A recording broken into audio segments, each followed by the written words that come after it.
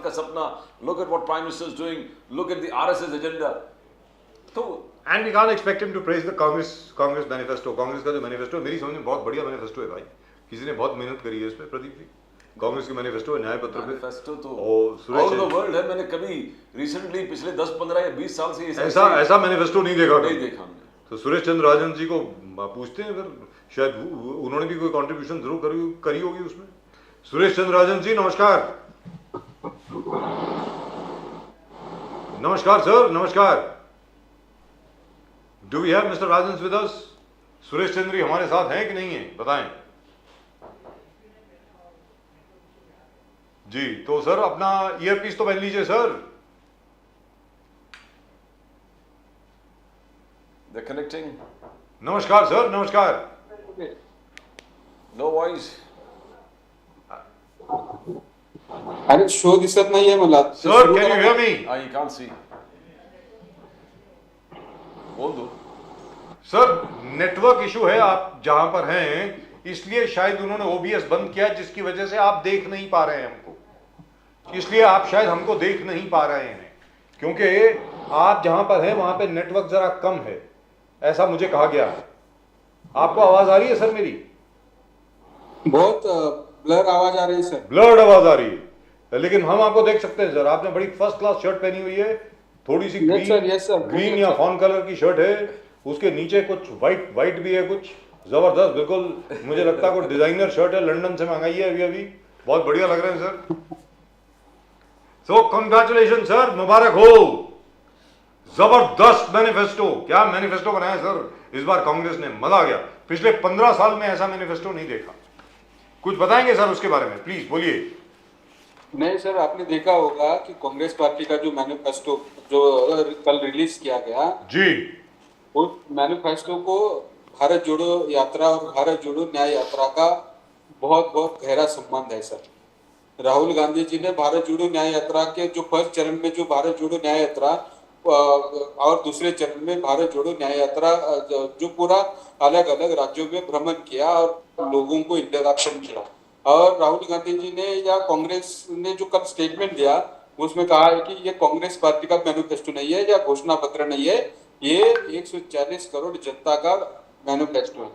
क्योंकि भारत जोड़ो न्याय यात्रा या लोगों के साथ जो इंटरेक्शन किया गया और लोगों ने जो उनकी समस्या या लोग क्या चाहते हैं कांग्रेस पार्टी से या इस देश की सरकार से, आने वाली सरकार से क्या अपेक्षा रखते हैं, ये सारे मुद्दों को भारत के लोगों को जो जरूरत है, इन सारे मुद्दों को कांग्रेस पार्टी ने उस घोषणा पत्र में इंक्लूड करने की कोशिश की है।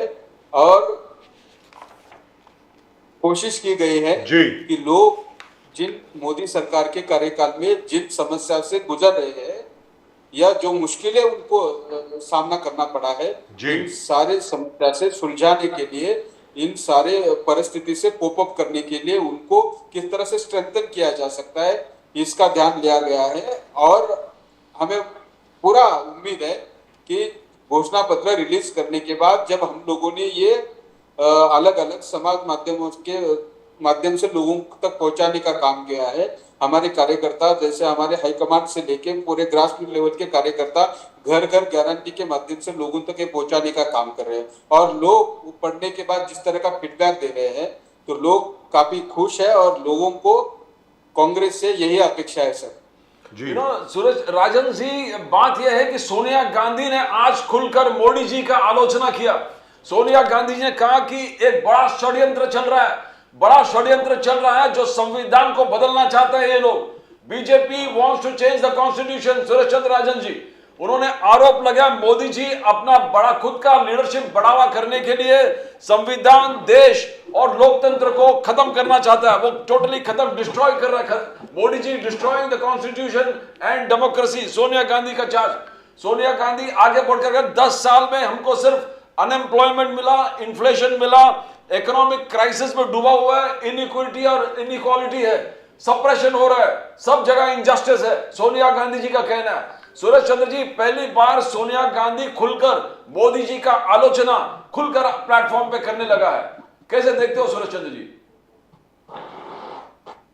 कहा कि हमारे नेता जो सोनिया गांधी जी है वो कभी भी इस तरह की इतने आक्रामक होकर कभी भी ये बात नहीं करती है, लेकिन मोदी सरकार का जो ये जो अन्याय काम है या मोदी सरकार का ये कुशासन है ना, इसने सारी सीमाएं क्रॉस कर ली है। और ये सोनिया गांधी जी जिस तरह से रिएक्ट हो रही है, जिस भूमिका से लेकर वो लोगों के सामने आज वो एक्सप्रेस हुई, ये रिएक्शंस है मोदी सरकार के कुकर्मों की। मोदी सरकार ने जिस तरह से देश के संविधान हो, देश का लोकतंत्र हो, देश की जो अलग अलग एजेंसीज है और देश की जो ये व्यवस्था है, उस व्यवस्था को ही खत्म करने का काम किया है। और इसके कारण केवल सोनिया गांधी मैडम नहीं है या कांग्रेस पार्टी नहीं है, बल्कि इस देश की 140 करोड़ जनता त्रस्त है, परेशान है और इसके कारण इस तरह की रिएक्शन अब आ रही है। और हम अभी कैंपेनिंग शुरू हो चुका है सर, और कैंपेनिंग के दौरान लोग देख रहे हैं, आपको कल हम लोगों ने एक वीडियो भी मैंने आपको न्यूज चैनल को भी भेजा था कि महाराष्ट्र के एक लोकसभा क्षेत्र में इन्होंने प्रचार का एक इनका टेम्पो वहां पे गया था, तो लोगों ने गाली गलौज करके टेम्पो वाले को मारपीट करके गांव से भगा दिया और उनको ये इतना बोला कि भाई पिछले 2019 या 2014 में आपके मोदी सरकार ने या मोदी जी ने हमको 15 लाख रुपए देने की गारंटी दी थी, वो 15 लाख रुपए हमारे खाते में जमा करो, उसके बाद हमारे गांव में आना। तो इस तरह का मोदी का ये जो झूठ का प्रचार है, मोदी ने जो लोगों को जुमले किए हैं, लोगों को झूठ कमिटमेंट किए है, उससे लोग परेशान है और उसका सामना आज वो लोग चुनाव प्रचार में उनको करना पड़ रहा है। जी, लेकिन एक चीज बता दें कि भारतीय जनता पार्टी की जो कैंपेन है अभी जिस प्रकार वो चल रही है, वो बार बार ये कह रहे हैं कि कांग्रेस ने देश को पिछड़ा रखा, कांग्रेस की जितनी भी नीतियां हैं वो सारे देश को दबा के रखेंगी, पिछड़ा रखेंगी। उन्होंने आपके मैनिफेस्टो का भी मजाक उड़ाया है, कांग्रेस के मैनिफेस्टो का। उन्होंने कहा कि ये 50 साल पुराना मैनिफेस्टो है, आज का नहीं है। राजन जी बताएं। राजू जी, आपने देखा होगा कि भारतीय जनता पार्टी ने हमेशा कांग्रेस का या कांग्रेस के नेतृत्व का मजाक उड़ाने का काम किया है जी। आपको मालूम होगा, पूरे देश ने देखा है राहुल गांधी जी को पप्पू साबित करने के लिए भाजपा और आरएसएस ने करोड़ों अरबों रुपए खर्चा किया था और उनकी छवि को नुकसान करने का काम किया था। लेकिन राहुल गांधी जी भारतीय जनता पार्टी और आरएसएस की इस भूमिका को कभी डरे नहीं और उन्होंने पूरे ताकत के साथ सामना किया और लोग राहुल गांधी जी की इस भूमिका को लेकर लोगों ने राहुल जी को हो या कांग्रेस पार्टी को भर भर के प्रेम दिया है और कांग्रेस पार्टी के साथ राहुल जी के साथ ये लोग पूरे ताकत के साथ खड़े हैं। और भारतीय जनता पार्टी आज चुनावी जो कैंपेनिंग कर रहे हैं ना, हम महाराष्ट्र में देख रहे हैं सर, महाराष्ट्र में जब राष्ट्रीय स्तर की मुद्दा लेते हैं तो लोग बोल रहे हैं कि भाई हमारे रोजगार की बात करो। ये जब अंतरराष्ट्रीय लेवल पे भारत को एक सशक्त राष्ट्र बनाने की बात करते हैं, तभी इस देश का किसान, इस महाराष्ट्र का किसान, महाराष्ट्र वाला किसान पूछता है कि भाई हमारे एमएसपी का क्या हुआ। जब ये सरकारी कर्मचारियों के पास जाते हैं और उनको बोलते हैं कि भाई आपके देवेंद्र फडणवीस ने या भारतीय जनता पार्टी के शिंदे फडणवीस सरकार ने हमें पुरानी पेंशन योजना लागू करने की कमिटमेंट की थी, हमारी पुरानी पेंशन योजना का क्या हो गया। यहाँ की बालवाड़ी टीचर, यहाँ की आंगनवाड़ी सेविका, यहाँ की आशा वर्कर जो कॉन्ट्रैक्ट लेवल पे 4-4, 5-5 हजार रुपए में रात दिन मेहनत करती है, नौकरी करती है, वो लोग आज पूछते हैं कि हमको हमारा हक का जो अधिकार है हमें परमानेंट कब कर रहे हो, हमको पगार बढ़ा के कब दे रहे हो। सर कोविड का पैसा नहीं मिला उनको। सर सुरेश चंद्र राजन जी, हम लोगों ने उनके ऊपर शो किया था, प्रदीप जी और मैंने, उनको बेचारों को जो कोविड का एक्स्ट्रा बोनस प्रॉमिस किया गया था, क्योंकि घर घर जाकर के कोविड के वक्त इन्होंने सेवा की, वो पैसा नहीं दिया गया इनको। सुरेश चंद्र राजन जी। सर मैं वही तो आपको बताने की कोशिश कर रहा हूँ कि ये झूठे सरकार है, उनके देश का नेतृत्व जिस तरह से झूठ बोलता है उस तरह से महाराष्ट्र में भी उनका भारतीय जनता पार्टी का यहाँ का नेतृत्व झूठ बोलता है। और लोगों को हमेशा से कोई भी आंदोलन करता है, अपने मराठा समाज के आंदोलन को भी देखा होगा, जब मराठा समाज अपने आरक्षण के लिए यहाँ पे लड़ रहा था तो उस आंदोलन को उन्होंने खत्म करने का काम किया। उन्होंने मराठा समाज का जो शिष्टमंडल हुआ करता था या जरांगे पाटिल को हमेशा से गुमराह करने का काम किया, झूठी कमिटमेंट की, लेकिन उन्होंने मराठा समाज के साथ जिस तरह से खिलवाड़ किया, राजन जी, आज नरेंद्र मराठा मोदी जी, समाज प्राइम पूरी मिनिस्टर तरह से मोदी जी का कहना है इसके खिलाफ है, कि सर। इंडिया ब्लॉक कमीशन के लिए काम करता है। इंडिया ब्लॉक का हर पार्टी कमीशन के लिए काम करता है। भ्रष्टाचार हटाओ। मोदी जी कह रहा है कि मेरा मंत्र है कि भ्रष्टाचार हटाओ, मगर पूरे इंडिया घटक दल पूरे एक साथ इंडिया अलायंस आकर करे भ्रष्टाचारों को बचाओ। और आपने पूरे एक से एक बड़ा बड़ा रामलीला मैदान में मोर्चा, इसलिए संगठित मोर्चा इसलिए निकाला कि आपको भ्रष्टाचारियों को बचाना है। मोदी जी भ्रष्टाचार खत्म करना चाहता है, आप भ्रष्टाचार को बढ़ा रहे हो, बचा रहे हो। भ्रष्टाचार, तुष्टीकरण, परिवारवाद, जातिवाद और क्षेत्रवाद से भरा हुआ इंडिया अलायंस, और आगे जाके कहता कि सनातन धर्म को भी ये इंडिया अलायंस आलोचना करते रहते हैं। सुरेश चंद्र जी। प्रदीप जी, मुझे ऐसे लगता है कि मोदी जी हो या भारतीय जनता पार्टी का किसी भी नेता को भ्रष्टाचार के खिलाफ, भ्रष्टाचारियों के खिलाफ बोलने का नैतिक अधिकार नहीं है। आपने कल देखा होगा कि देश का जो लीडिंग न्यूज चैनल है नवभारत टाइम्स, उसमें उन्होंने एक वहां पे एक फोटो दिया था, उसमें भाजपा की जो ये भ्रष्टाचार को वॉश करने की जो वॉशिंग मशीन के साथ उनको दिखाया गया था। और आपने देखा होगा कल भारतीय जनता पार्टी के जो ये ईडी के भ्रष्टाचार के खिलाफ या ये जो कैंपेनिंग चलाते थे किरीट सोमैया, उन्होंने न्यूज चैनल पे खुलेआम बोला गया कि मातोश्री का जो भ्रष्टाचार के खिलाफ काम करने का मुझे देवेंद्र फडणवीस ने आदेश दिए थे। मैं इसके खिलाफ था, मैं ये सब करना नहीं चाहता था, लेकिन मुझे देवेंद्र फडणवीस ने कहा कि ये पार्टी का आदेश है, आपको करना पड़ेगा। और उसके बाद भारतीय जनता पार्टी के किरीट सोमैया ने जिन जिन नेताओं के ऊपर ईडी हो, आईटी हो या अलग अलग एजेंसी के माध्यम से जो आरोप लगाए गए, उनको जो नोटिस भेजी गई, ये सारे नेता लोग आज भारतीय जनता पार्टी में हैं। अशोक चौहान के ऊपर सर आदर्श घोटाले का मामला चल रहा था, उसमें उसकी इंक्वायरी चल रही थी, लेकिन जब वो गले का फांस यहाँ तक आ गया तो मजबूरन अशोक चौहान को उनके पास जाना पड़ा। यही हाल अजित पवार का है सर, यही हाल आसिफ मुशर्रफ का है, यही हाल भावना गवळी का है, यही हाल प्रताप सरनाईक का है।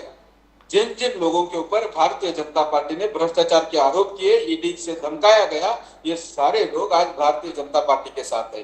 तो मुझे ऐसे लगता है कि नरेंद्र मोदी जी हो, भारतीय जनता पार्टी हो या इनके मोदी जी के अलायंस में रहने वाले सारे नेता लोग को भ्रष्टाचार के खिलाफ बात करने का नैतिक अधिकार नहीं है सर। लेकिन किरीट सोमैया जी जिनकी आपने बात करी, वो तो कहते हैं कि अब वो सुधर गए लोग, पहले होते होंगे, आप सुधर गए।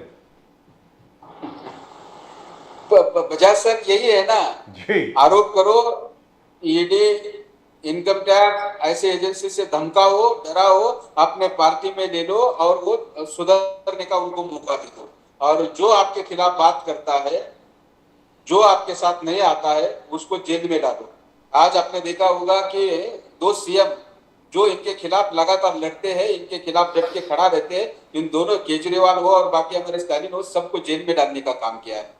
संजय राउत जैसा एक ताकतवर नेता महाराष्ट्र में आज मोदी के खिलाफ, अमित शाह के खिलाफ या भारतीय जनता पार्टी के खिलाफ ताकत के साथ लड़ता है, उसको भी जेल में डाला था।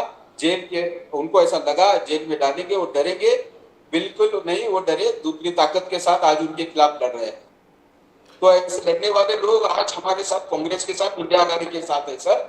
और चाहे जितना भारतीय जनता पार्टी इंडिया आघाड़ी के नेताओं को डराने का, धमकाने का प्रयास करे, हम दुगनी ताकत के साथ उनके खिलाफ लड़ेंगे। उनकी जो गलत नीति है, भ्रष्टाचारी लोगों को साथ में लेके चलने की नीति है, उसका हम विरोध करेंगे सर। अमित शाह जी ने, सुरेश चंद्र राजन जी, अमित शाह जी ने कहा कि कांग्रेस हमेशा राम मंदिर के खिलाफ ही था।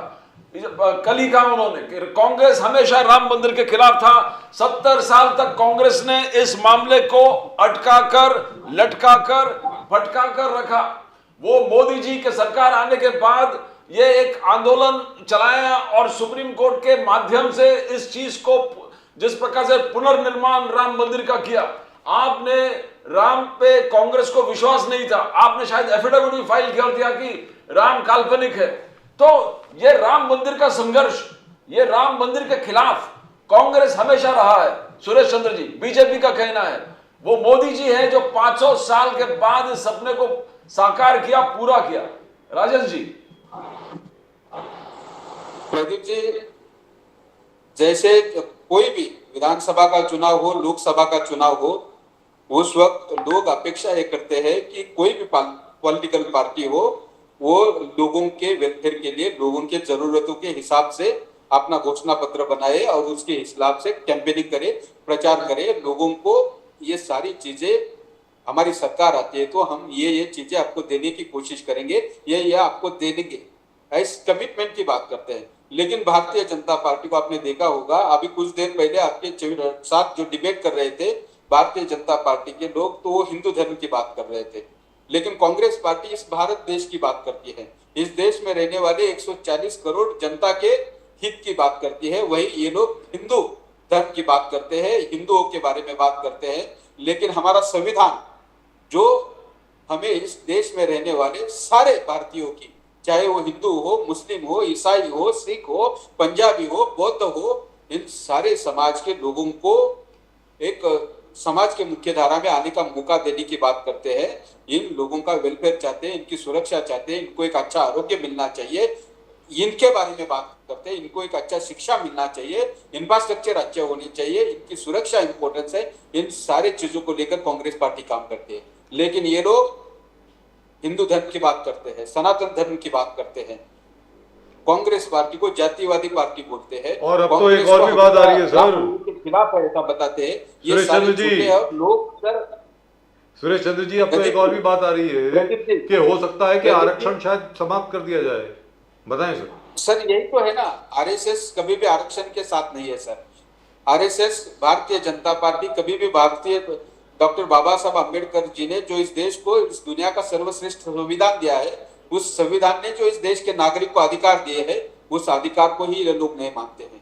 ये लोग दलित समाज को, अल्पसंख्यक समाज को, इस देश के वंचित उपेक्षित समाज को, आदिवासी समाज को कभी भी ये इंसान का या बराबरी का दर्जा देना नहीं चाहते हैं। यही मनुस्मृति को पुरस्कृत करने वाले लोग मनुस्मृति को फिर से इस देश में लाने का बहुत बड़ा षड्यंत्र चल रहा है सर। और इनके नेता, चाहे कर्नाटक के हेगड़े हो, बाद में अभी कल भी और कहीं पंजाब में या कहीं उन्होंने और एक उनके नेता ने उस तरह का बयान किया कि हमें इस बार 400 पार होना है क्योंकि हम संविधान बदलना चाहते हैं। तो ये इनकी सोच है, ये देश को बदलना नहीं चाहते हैं, देश का विकास। राजन जी, राहुल गांधी जी बार बार मोदी जी से पूछ रहे हैं और प्रश्न पूछ रहे हैं, मेरे विकास का दो जवाब राहुल गांधी जी प्रश्न पूछ रहे हैं। मगर बीजेपी का कहना है कि गरीब कल्याण योजनाएं पूरे एक लहर था, 10 साल विकास काल, और विकास काल में, अमृत काल में आपने देखा उज्ज्वला योजना, आयुष्मान योजना, पीएम किसान, घर घर नल से जल, हर घर में शौचालय, रूरल इलेक्ट्रिफिकेशन, अभी सोलर पैनल लगा रहा है 1 करोड़ घरों में। तो ये विकास का लहर 80 करोड़ जनता को मुफ्त में खा, बोले इससे ज्यादा कोई गरीब कल्याण स्कीम कौन सा था?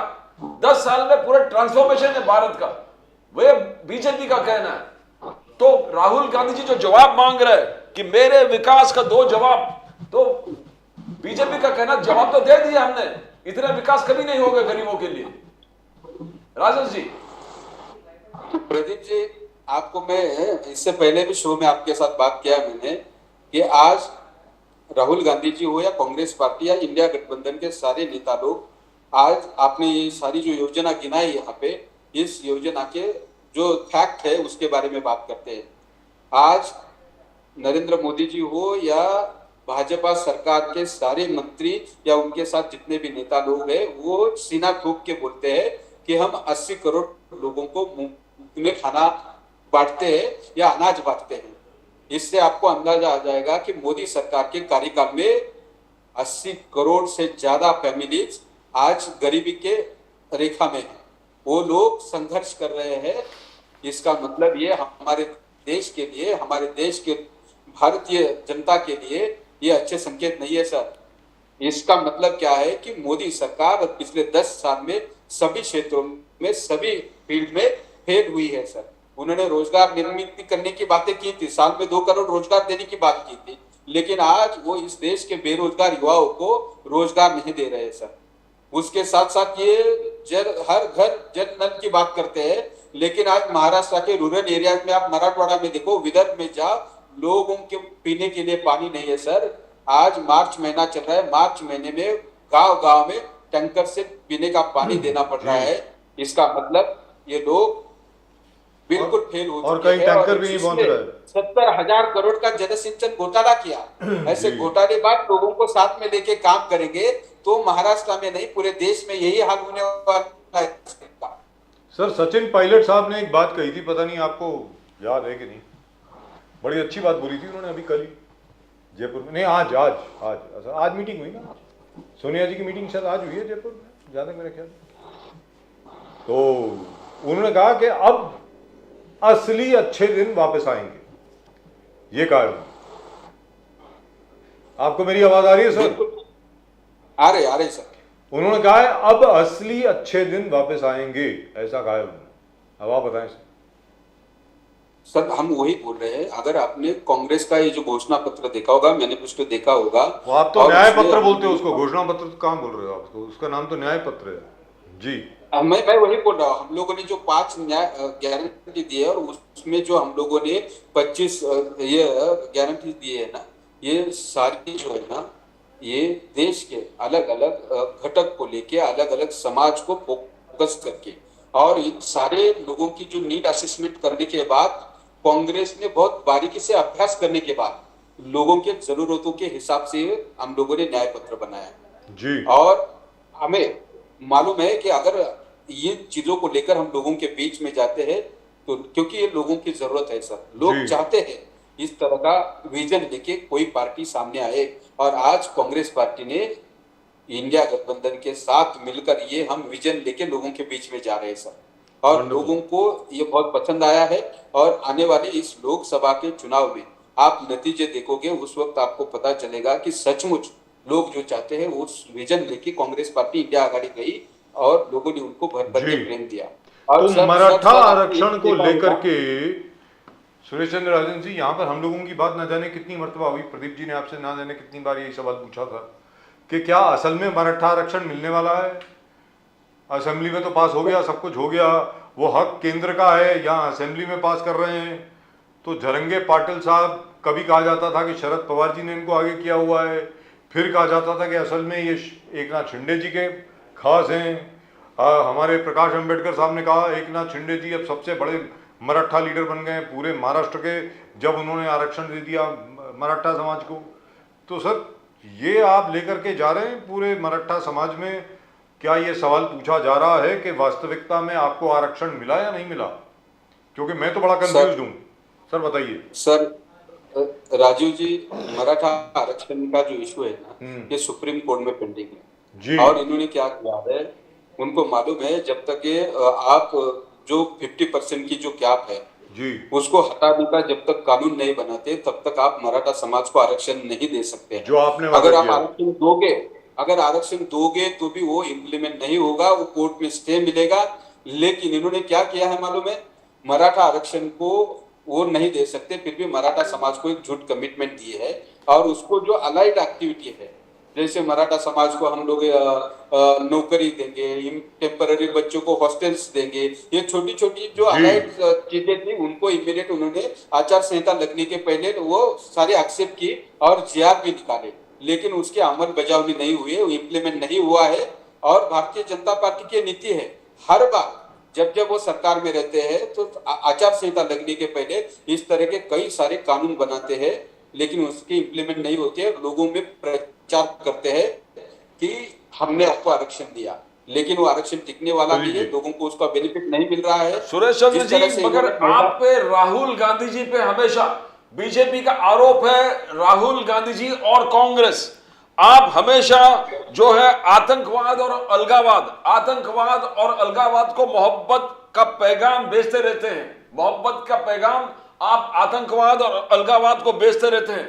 वायनाड से राहुल गांधी जी लड़ रहा है, वायनाड से लड़ रहा है, वहां पर पीएफआई एसडीपीआई, इसको चुनावी समर्थन इनसे आप लोग ले रहे हो। और पीएफआई और एसडीपीआई, इनको एनआईए बहुत सारे अरेस्ट किए पीएफआई को, और ये आतंकवाद के एक जाना माना एक संगठन है, तो उसे आप चुनावी समर्थन ले रहे हैं, तो इसका कहना है कि आतंकवाद और अलगाववाद को आप बढ़ा दे रहे हो, उनको मोहब्बत का पैगाम भेज रहे हो। क्या संदेश दे रहे हो सुरेश चंद्र जी आप? प्रदीप जी, आपने देखा होगा कि ये जो मुद्दा है ना, इस मुद्दों को लेकर हमारे नेता जयराम रमेश जी ने बहुत ही अच्छा स्टेटमेंट दिया है आज, और उन्होंने कांग्रेस पार्टी की ये भूमिका स्पष्ट की। लेकिन मोटा मोटा ये है कि जब इस तरह के इलेक्शन होते हैं तो ये आतंकवाद, जातिवाद, धर्मवाद, मंदिर मस्जिद, हिंदू मुस्लिम, झूठा राष्ट्रवाद, इन सारे मुद्दों को लेकर ये लोग जनता में जाते हैं। और उनका पिछला जो अनुभव रहा है, 2 लोकसभा के चुनाव जो हुए, उन्होंने इसी मुद्दे को लेकर लोगों को भड़काया और उसमें उनको बेनिफिट हुआ और उनकी सरकार आई। लेकिन लोगों को मालूम पड़ा है, आप एक बार लोगों को मूर्ख बना सकते हो, 2 बार बना सकते हो, बार बार नहीं बना सकते। और लोगों ने इनकी ये जो सोच है, इनकी जो नीति है, इनकी जो ये स्टाइल है, ये लोगों ने पहचान ली है और इसके कारण वो अस्वस्थ है सर। अगर आप मुझे बताओ सर, इनके पास, इनको इतना कॉन्फिडेंस है ये 400 पार होने वाले हैं, तो ये बार बार दूसरों की रीजनल पार्टियां तोड़ने की क्यों कोशिश कर रहे हैं? जिसको हम उम्मीदवार घोषित करते हैं इंडिया आघाड़ी के लोग, उस उम्मीदवार को जिस दिन उम्मीदवार उसको डिक्लेयर किया जाता है, उसके तुरंत दूसरे घंटे बाद उसको ईडी का नोटिस आ जाता है। ये क्या चल रहा है सर? हाँ, इससे आपको लगता है कि देश में अपने क्या नाम है सर उनका, गजा भाव के जो बेटे हैं, क्या नाम है? अमोल कीर्तिकर। अमोल कीर्तिकर साहब ने तो ये भी कहा है कि मैं तो तैयार हूँ अभी, मतलब कि 10 तारीख को शायद वो जाएंगे दफ्तर में, जो एजुकेशन डिपार्टमेंट है, नया एक एजुकेशन डिपार्टमेंट बना ना हिंदुस्तान में, उनके दफ्तर में जाएंगे और उसके बाद वो फिर उन्हीं के स्कूल में रहेंगे। उनको ऐसा लग रहा है कि वो मतलब बाहर नहीं आने वाले, लगा ऐसा रहा है, और जेल से लड़ेंगे फिर तो। लेकिन सर ये बात आप सुन लीजिए, ये लोग को ऐसा लगता है इनको डराते हैं, धमकाते हैं तो बाकी के लोग कमजोर पड़ जाएंगे, इनके खिलाफ ताकत के साथ प्रचार प्रसार नहीं करेंगे और इनके साथ आके समझौता करेंगे, तो ये इनकी गलत फहमी है सर। कांग्रेस ने तो सर अंग्रेजों को भगाया सर इस देश से, तो 48 सीटों में आजादी की लड़ाई का नेतृत्व किया सर। सर क्या बात कर रहे हैं आप, कौन सी दुनिया में रह रहे हैं? कंगना रनौत जी ने तो बोला था आजादी तो मिली नहीं, 1947 में तो हमें आजादी भीख में मिली थी, असली आजादी तो 2014 में मिली है। क्या बोल रहे हैं सर आप? और उन्होंने, कंगना रनौत ने सर ये भी कहा था कि ये हमारा जो एग्रीमेंट हुआ है अंग्रेजों के साथ, जी जी बिल्कुल ऐसे गलत सर ये लोग ना, ये और पहला प्रधानमंत्री सुभाष चंद्र बोस लोग हैं, और पहले प्रधानमंत्री सुभाष चंद्र बोस थे। पहला प्रधानमंत्री सुभाष चंद्र बोस जी है। जी जी correct sir. there is one other gentleman, by the way, Pradeep ji, perhaps you don't know this, our friend who's done very well for himself, by the way, I respect him very frankly. I wish he was in the Congress, but he's not. Okay, Annamalai Saab jo hai, he said the first Prime Minister of India was Mahatma Gandhi. He actually said that in a speech. But anyway, may have been a slip of the tongue. Just to be fair, it may have been a slip of the tongue. जी चलते चलते सुरेश चंद्र राजन जी, ये तो बता दीजिए कि 48 में महाराष्ट्र में कितनी सीटें मिलने वाली हैं सर, एमवीए को, महाराष्ट्र विकास आघाड़ी को? सर हमारी तो कोशिश है कि सारी सीटें जीतने का हम प्रयास करेंगे, क्योंकि मिलेंगी कितनी? हेलो, मिलेंगी कितनी सर? हम उम्मीद करते हैं सर 40 के आसपास हमें सीटें मिलनी चाहिए सर। 40 के आसपास, फर्स्ट क्लास, जबरदस्त। अगर ऐसा हो जाए तो जबरदस्त हो जाए sir. Thank you so much sir, thank you very much. Thank you. यानी ग्रेट मैनिफेस्टो, जबरदस्त मैनिफेस्टो सर, मानना पड़ेगा, दिल से बोल रहा हूँ। हम प्रदीप जी और मैं वही डिस्कस कर रहे थे इसके पहले कि ऐसा मैनिफेस्टो पता नहीं 15-20 साल में देखा नहीं गया है, एंड इट इज डूएबल। सबसे बड़ी बात यह है कि उन्होंने प्रैक्टिकली बताया कि किस तरीके से करेंगे, सबसे बड़ी बात ये हुई है। और मैं उम्मीद करता हूँ जी जी कुछ बोल रहे थे आप, बोलिए बोलिए प्लीज। सर आपने देखा होगा कि हम लोगों ने ना कर्नाटक का जब इलेक्शन हो रहा था, कर्नाटक विधानसभा का, बिल्कुल जो प्रैक्टिकल चीजें है ना, जो कर सकते हैं, जो आपके हाथ में है, आपकी सरकार बनती है तो आप कर सकते हैं, ऐसे ही गारंटी हम लोग ने वहां पे भी कमिटमेंट की थी। और जैसे हमारी सरकार बनी वहां पे हम लोगों ने सारी की सारी हमारी गारंटी वहां पे हम लोगों ने इम्प्लीमेंट सर ऐसा है, अगर आपने जो वादे कर्नाटका, तेलंगाना और हिमाचल प्रदेश में किए और उनको आपने अमल में लाने की कोशिश की तो देश आपकी बात सुनेगा, उसमें कोई दो राय नहीं है। और अगर मान लीजिए वहां पर आपने लोगों को धोखा दिया है तो देश आपकी बात नहीं सुनेगा। सीधी पूरा बात। देश आपका महालक्ष्मी योजना की तरफ एकदम आंख बिछा कर देखे कि 8,500 अब गरीब घर में महिलाओं को देने वाले एक हर महीने। रेवोल्यूशन है वो। सुरेश चंद्र राजन जी, वो एक रेवोल्यूशन है। अगर कर पाए तो हो गया खत्म सबको। नहीं, फिर तो खत्म है सर। कांग्रेस पार्टी ने हमेशा क्रांतिकारी निर्णय लिए है सर। फिर तो गुड मॉर्निंग है सर। फिर क्या है, फिर तो इंडिया लाइन की सरकार बन ये गई। क्रांतिकारी निर्णय है और हमारी सरकार बनने के बाद 100% हम इसको इम्प्लीमेंट करेंगे सर। सर चलते चलते भारतीय जनता पार्टी को आप शुभकामनाएं देंगे, आज उनका स्थापना दिवस है सर। नहीं सर, हम तो भारतीय जनता पार्टी को और उसके साथ साथ उनके लिए हम प्रार्थना भी करते हैं कि वो इस देश को जात धर्म में बांटने की कोशिश ना करे। वो इस देश को एक सेकुलर राष्ट्र है और देश में सांप्रदायिक सद्भावना, शांति, प्रेम जी बने रहे, इसके लिए उनको सद्बुद्धि दे, ऐसी हम प्रार्थना करते हैं सर। चलिए, नमस्कार, thank you so much sir. Suresh Chandra Rajan ji, जय हिंद। जय हिंद। जय हिंद सर, जय जय महाराष्ट्र। हिंद, जय महाराष्ट्र, जय भवानी, जय भीम। जय जय शिवाजी। भीम। Thank you. जय श्री राम। जय भवानी, जय Bhavani. Well, really, Pradeep ji, that's a great manifesto. I haven't read such a manifesto in a very, very long time. Amazing stuff. Mahalakshmi योजना, इट इज अ रेवोल्यूशनरी योजना। अगर हो जाए तो आज तक किसी नहीं ने किया। इतना बड़ा रकम नहीं किया, गरीब महिलाओं को और फैमिली को दिया नहीं। आज तक नहीं थी। सब नंबर लोग 1। 1,000, 1,500, 2,000 तक सीमित थे। And Pradeep ji, the other thing is that it's very practical. वो दूसरी चीज जो उन्होंने बताई है ना, कि जो सेंट्रल गवर्नमेंट की जितनी वैकेंसीज हैं हम लोग फिल करेंगे। अरे वो सेंट्रल गवर्नमेंट की वैकेंसीज हैं यार, वो पिछले 9 के 12 साल से फिल नहीं हुई हैं, तो उनको फिल करना तो बहुत आसान है, very frankly. And return to the old pension scheme. आप देखिए कर्नाटक में they return to the old pension scheme, तो वहां पर आप आर्ग्यूमेंट नहीं कर सकते कांग्रेस से। आप ये नहीं कह सकते कि भाई आपने झूठ बोला है। आपने कहा था ओपीएस यानी old pension scheme, the old pension scheme is back. I think they gonna do that even in Uttar Pradesh, और उत्तर प्रदेश में इसका बहुत जबरदस्त इफेक्ट पड़ेगा सर।